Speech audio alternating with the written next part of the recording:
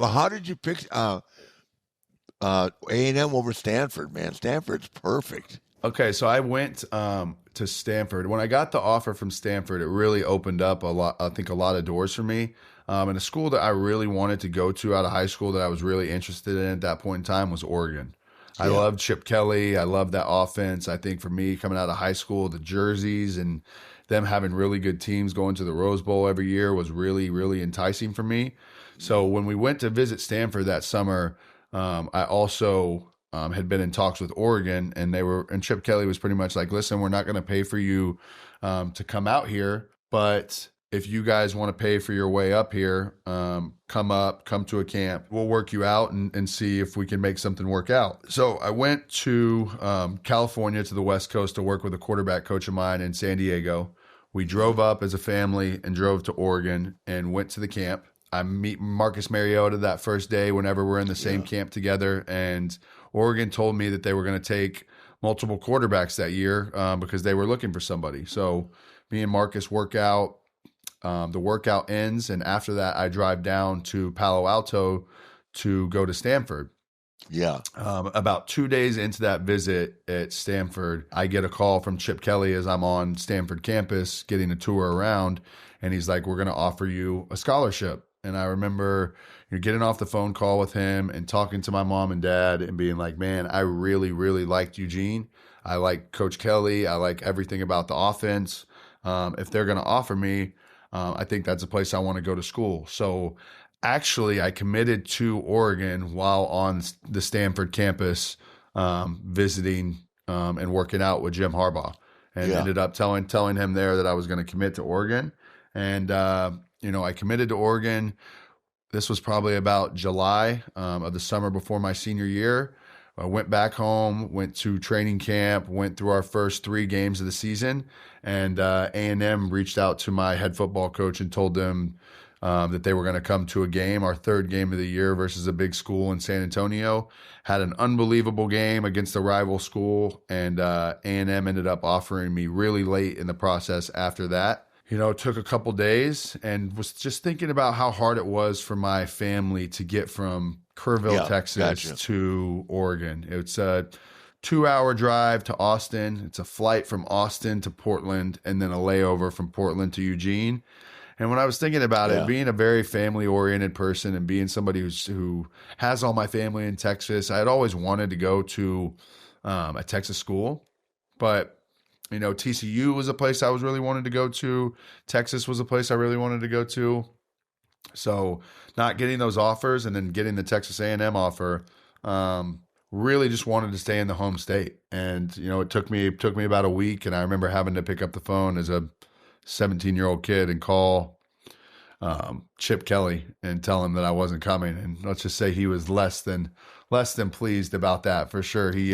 He gave me some nice words before I got off the phone, but committed to A&M after that, and the rest was kind of history. Yeah, well, that worked out well for you. It did, and it worked out well for a hell of a career. It worked out well for Mariota as well. To have 2 guys who come in that day and both get a chance to go to New York and win the Heisman and have great careers. I think it worked out for him. I think it worked out for me. And, in the end, I think it worked out for Chip Kelly as well. I think you would be the first to admit that women, were one of our vices for sure. You were married. No, still on TV. Not on me. TV telling, this is amazing that get on TV and you're telling women which hotel you're staying at, 18 to 28, no boyfriends, no husbands. I'll be at the Marriott tonight. Woo! Now, how did you get away with this? And this was just always part of your Oh, personality. I used to tell my wife, she said, why aren't you wearing your wedding ring on TV? I said, it kills my gimmick. I'm supposed to be a single bachelor. And she said, why do you always say that you're staying at the hotel? I said, well, they give us free rooms. What do you think? This is all planned out. Is it true that you were once, accidentally maybe brought 2 women to your high school prom? How'd you hear that? One from Florida. She flew in from Florida. I didn't know her mom would do it. I met her during spring break. How did that go down? How did you hear that story? I got a good Well, producer. I didn't have the heart to tell the girl I was dating there that I met another girl for. I said, girl, there's been a misunderstanding here. Can we just get along? Did they? Yeah, they had no choice. I was miserable, but I can't imagine what that night was like for you. Hopefully it ended in a good way.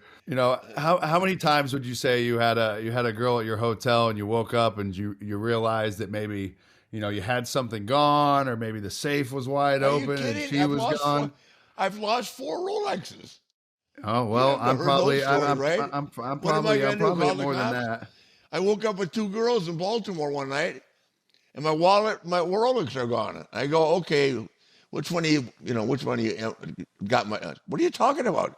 She said, you took your Rolex and threw it in a bowl of spaghetti last night at Sabatino's and said you had 13 of them. What am I going to do? Call the cops? Yeah, I guess what can you do, really? 2 girls in my room? Right. Hello. For me being in the NFL, I think, had an occasional thing here and there where maybe you miss practice or you're late to meetings or breaking curfew. But, how'd you manage to go as hard as you did and still show up on time and be there for I meetings? don't know.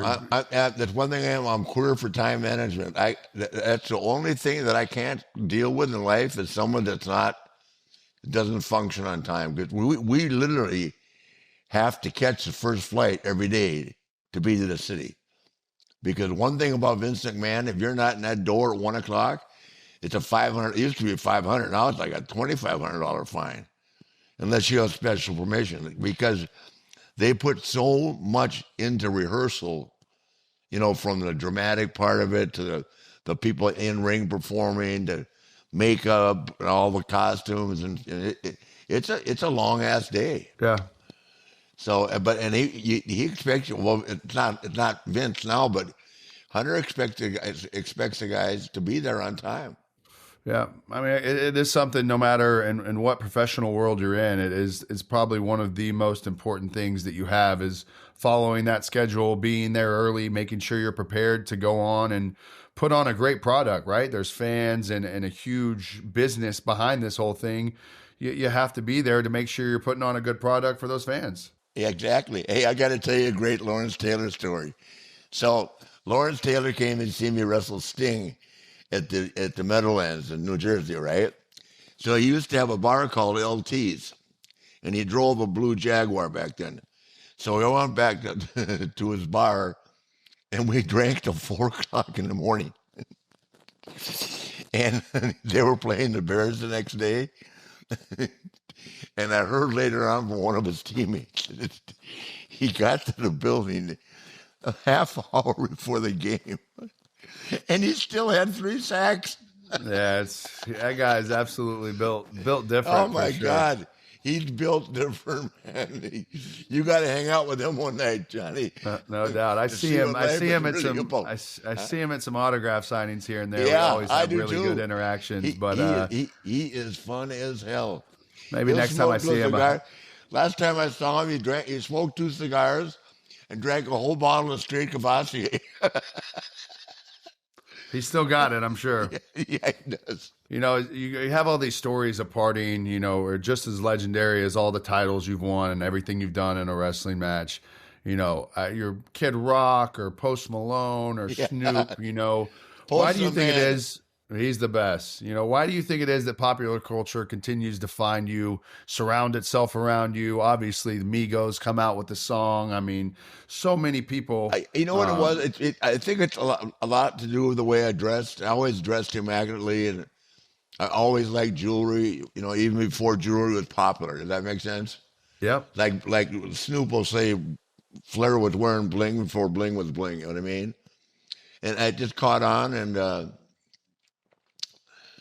I'm lucky, I'm extremely close to Post Malone. He just bought a 10,000-acre ranch in Utah. I just saw him in Orlando last month. Yeah, he's one of the most genuinely nicest guys in the world. Boy, I'm not kidding you. Jelly roll too. To be around Post throughout the years, and definitely back in 2016, 17, being a guy from Texas. He's I a think we had Fort Worth lot guy. yeah, have a lot of similarities and just how his personality is and how he treats people and the Unbelievable. way he is every single day of his life is just so authentically him that I think it's amazing to be around. It's infatuating to be around and, to treat people that way and be the way that he is with so much fame and so much celebrity and so much going on. Yeah. It's an amazing and rare thing to see. Yeah. Yeah. It's the truth. He's humble. He says, he says, he's just always going to be the coolest motherfucker in the room. We're talking about me. I said, Yeah. you think so? He came to see me in the hospital when I was dying. Yeah. So, yeah. What a man. What a man. Yep. Yep. As you look back on everything and you've had some crazy nights and some crazy bar tabs, and what do you feel like the biggest bar tab you've ended up renting out on or walking out and seeing the bill and being like, holy Well, I never fuck, ran what out did we on do anything. tonight? I used to get what they call a draw. So we used to have what's called the Crockett Cup in Baltimore. So I did my usual promo at the Crockett Cup. We'll be at the Harbor Master Marriott, right? 18 to 28, no boyfriends, no husbands, right? And we had the private elevator. And so the limo driver, Bill's his name, he's dead now. Only the girls on it that came upstairs, right? So I came downstairs in the morning to pay my tab. And first of all, it's impossible to get a Marriott hotel to open the bar after it's closed. Yeah. Well, they opened it up for us, so we brought her more. We didn't go to bed till 6, right? And I came downstairs to pay my bill. It was $8,000, and I put my credit card down, and it bounced up to the ceiling and bounced right back. I had to call the promoter and say, "You might have to come down here and help me get checked out."